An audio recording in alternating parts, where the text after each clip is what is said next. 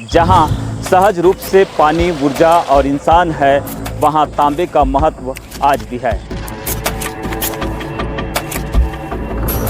Copper project की शुरुआत में जब कुछ गांव इस प्रोजेक्ट की जद में आए तो उन्हें जमीन के बदले मुआवजा और नौकरी देने का वादा किया गया था। उसके बाद में मुआवजा नहीं मिल रहा है, अब बोल रहा है जो करना है करो।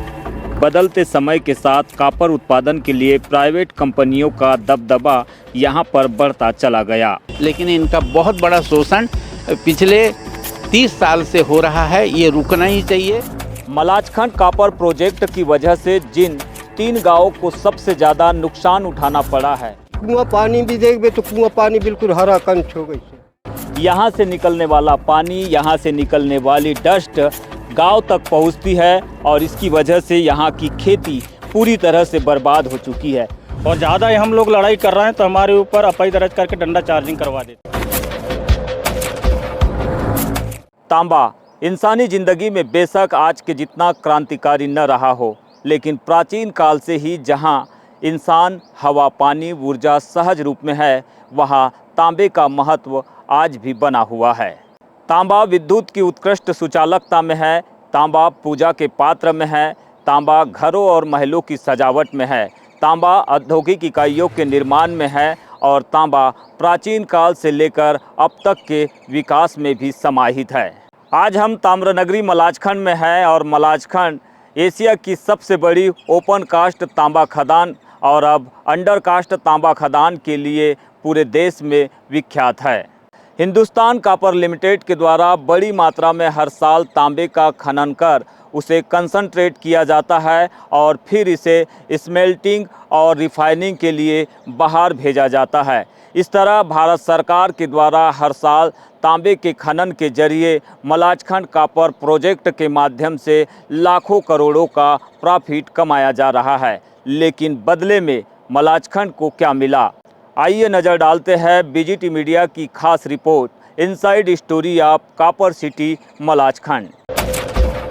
कॉपर प्रोजेक्ट की शुरुआत में जब कुछ गांव इस प्रोजेक्ट की जद में आए तो उन्हें ज़मीन के बदले मुआवजा और नौकरी देने का वादा किया गया था।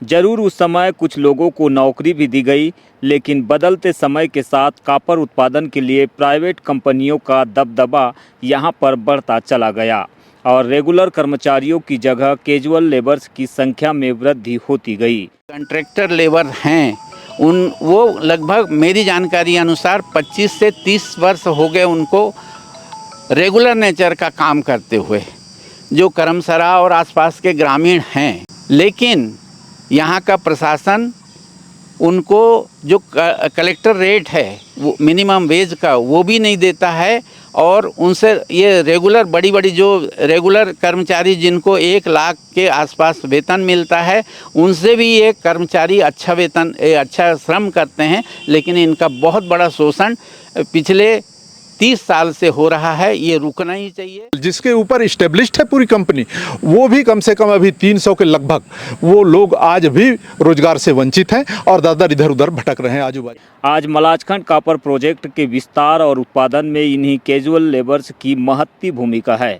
लेकिन इन लेबर्स को आज भी फेयर वेजेस, स्किल्ड और हाई स्किल्ड दर पर भुगतान, पीएफ की राशि का सही प्रबंधन, महीने भर काम के साथ कैंटीन अलाउंस और मेडिकल फैसिलिटीज जैसी सुविधा का लाभ नहीं मिल रहा है। केवल जो है कॉन्ट्रैक्ट लेबर का ही शोषण हो रहा है। अगर मैं समझना चाहूँ तो किस तरह का शोषण? जैसे कि एक वर्कर जो काम कर रहा है, कैजुअल एक काम कर रहा है, वो स्किल्ड वाला काम कर रहा है। एक रेगुलर एम्प्लॉय का जो ऑपरेटिंग का काम कर रहा है वो कैजुअल कर रहा है, उसको उसका जो है बेनिफिट नहीं मिल रहा है। या कैंटीन में जाके देख लो, आप प्लांट साइड जाके देख लीजिए, कहीं भी जाइए या हॉस्पिटल में जाइए, जहाँ भी जाओगे आपको परमानेंट वर्कर कम मिलेंगे, कैजुअल वर्कर ज़्यादा मिलेंगे। हर जगह अपनी जिम्मेदारी को निभा रहे हैं, उसके आधार पे यहाँ के कैजुअलों को कोई भी बेनिफिट नहीं है, ना ही बोनस की सुविधा है, ना ही कोई मेडिकल सुविधा है, ना ही अन्य कोई सुविधाएं हैं।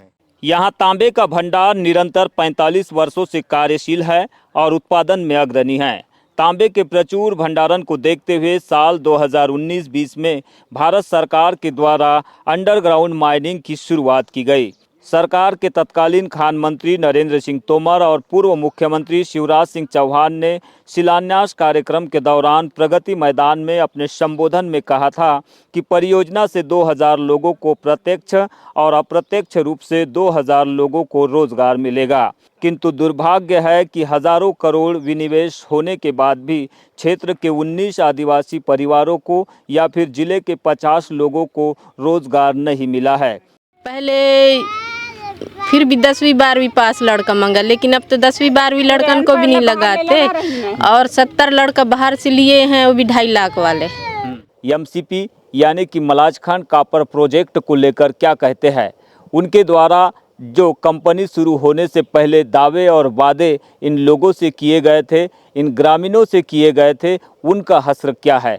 आइए हम आपको सीधा ले चलते हैं उन प्रभावित गाँवों की ओर। जमीन 10-11-12 एकड़ जमीन पूरे खराब हो गई से, ऊपर से पानी आ रहा है से, वह नेक्स्ट डैम के पानी रेता हवा तूफान में सब रेता उड़ा के आ रही से, घर दुआर में सब पान पत्ता पानी में सब नुकसान कर रही से।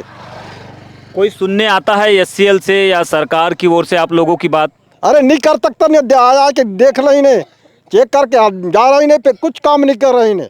खेती किसान के हिसाब से वो गिर रही से, पानी ये डैम बंधा है ऊपर में है। हाँ। अब पूरा मशक आ रही से पूरा बस्ती में प्रभावित। अच्छा, गांव में पानी आ जाता है? पूरा चारों गिर से घराव होता है। अब कुआं पानी भी देखबे तो कुआं पानी बिल्कुल हरा कंच हो गई से। रास्ते में हमें टेलिंग डैम से निकलने वाला वेस्ट मटेरियल के तौर पर यह दूषित पानी देखने मिला। यहीं टेलिंग डैम से फिर वेस्ट मटेरियल में से निकला हुआ पानी इस तरह पाइपों के जरिए आसपास के ग्रामीण क्षेत्रों की ज़मीन को बंजर कर रहा है, भूजल को बड़े पैमाने पर नुकसान पहुंचा रहा है, लोगों की खेती को बड़े पैमाने पर नुकसान पहुंचा रहा है। ये केमिकल पानी में तो कुछ होना नहीं है। आज इसमें आदमी सब परेशान है। केमिकल पानी की वजह से हम लोग कोई चीज़ पानी यूज नहीं कर सकते। अपने नल में लग गया, कुआं में लग गया है, सब पीने में हमको सब प्रभाव पड़ रहा है। सब इसमें बीमारी के भी हमको बहुत है। इलाज तो हम तो करा रहे हैं, गरीब आदमी तो उतना पैसा नहीं पा रहे हैं। और दूसरी सवाल रहा है हमारी फसल की। फसल हम लोग कितनों भी मेहनत कर ले, लेकिन हम फसल के बारे से हमारा पूरा फसल तो ज़मीन तो पूरा बंजर हो चुका है। कॉपर खनन के जरिए होने वाले प्रॉफिट में से सीएसआर का कुछ हिस्सा सामाजिक कल्याण के लिए मलाजखंड के आसपास क्षेत्रों में और गाँवों में खर्च किया जाता है, लेकिन बीते 40-45 साल से इस राशि का मलाजखंड कॉपर प्रोजेक्ट के द्वारा किस तरह से खर्च किया गया है, इसकी कोई जानकारी हेड ऑफिस मलाजखंड से नहीं मिलती है। यही वजह है कि जब हम प्रभावित गांव में पहुंचते हैं तो वहां पर पीने का स्वच्छ पानी नहीं है, बच्चों के पढ़ने के लिए स्कूल का भवन नहीं है और पहुंचने के लिए सही मार्ग भी नहीं है। आखिरकार ऐसी स्थिति में यहां के ग्रामीण कॉपर प्रोजेक्ट ऑफ मलाजखंड को किस तरह से देखते हैं की ओर से? गांव में हमको कोई सुविधा नहीं दिया। हमको बोला था कि सुविधा दूंगा करके, आपके बच्चे के लिए पढ़ाई के लिए कोई सुविधा नहीं दिया। हमको कोई सुविधा नहीं दिया। स्कूल नहीं है? नहीं है। तो फिर कहाँ पढ़ाते हो आप लोग? यहीं जो पढ़ाते हैं, कर स्कूल नहीं है। स्कूल के तो सुविधा ही नहीं है, वो तो फूट गया है स्कूल। ग्राम भवन में पढ़ते हैं मलाजखंड के। पूरे यहाँ के मट्टी भी उठा के ले जा लिए, फिर वो CFM लाइन वाले भी 3-4 बार ले आई ने, पर भी कुछ नहीं हुई। कलेक्टर साहब आके वो भी पूरे आवेदन ले जा ले, पर भी कुछ नहीं हुई। मलाजखंड कॉपर प्रोजेक्ट की वजह से जिन 3 गांवों को सबसे ज़्यादा नुकसान उठाना पड़ा है, उनमें छिंदी टोला, बोरखेड़ा और सूजी जैसे गांव है।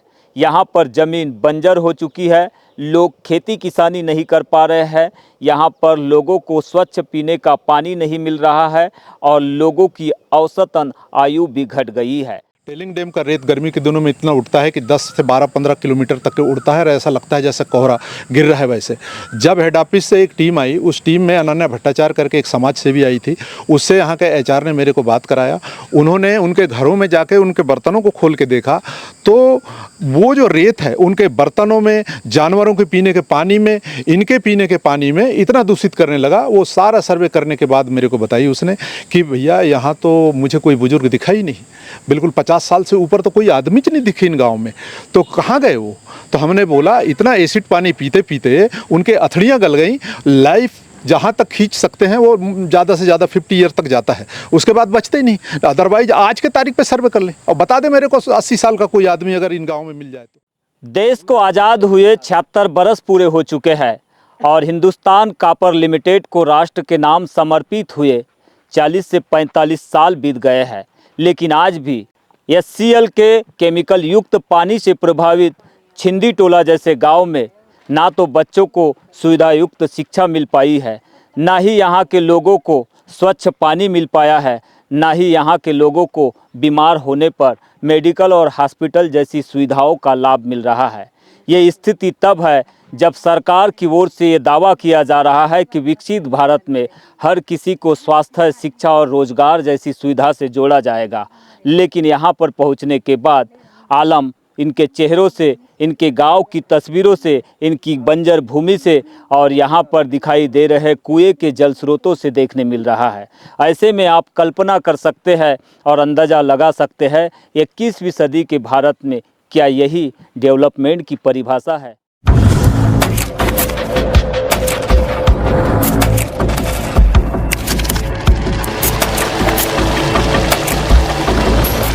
BGT मीडिया का यहाँ तक पहुँचने का मकसद यही था कि यहाँ की सच्ची तस्वीर हम भी देख पाए और आपको भी दिखा पाए।